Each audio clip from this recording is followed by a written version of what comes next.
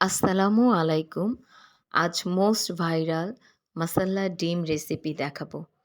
ফার্স্টে আমি ৮ টি ডিম সিদ্ধ করে নিচ্ছি।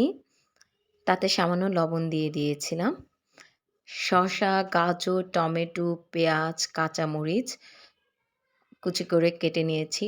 কয়েকটা শুকনো মরিচ ভেজে গুঁড়ো করে নিয়েছি। তার মধ্যে পেঁয়াজ, কাঁচামরিচ। এখন আমি এগুলো ভালো করে মাখিয়ে নেব 1/2 চা চামচ সরিষার তেল দিয়ে।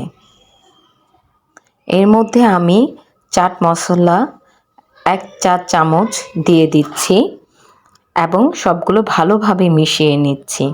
টমেটো, গাজর, শসা, ধনেপাতা সবগুলো একত্রে দিয়ে ভালো করে মিশিয়ে নেব। আমি 3টি টমেটো সসের মিনি প্যাকেট দিয়েছিলাম। তারপর মনে হলো আরেকটু বেশি দিলে বেশি টেস্টটা আসবে। এটা আপনার স্বাদ অনুযায়ী আপনার টমেটো সসটা ইউজ করবেন। এখন আমি দোকানে কিনতে পাওয়া যায় প্রাণ চাটনি 4 প্যাকেট দিয়ে দিচ্ছি। এখন সবগুলো উপাদান ভালোভাবে মেশাবো এবং নরম করে নেব। দেখতে খুবই লোভনীয় লাগছে এবং খেতেও অনেক টেস্টি হবে ইনশাল্লাহ।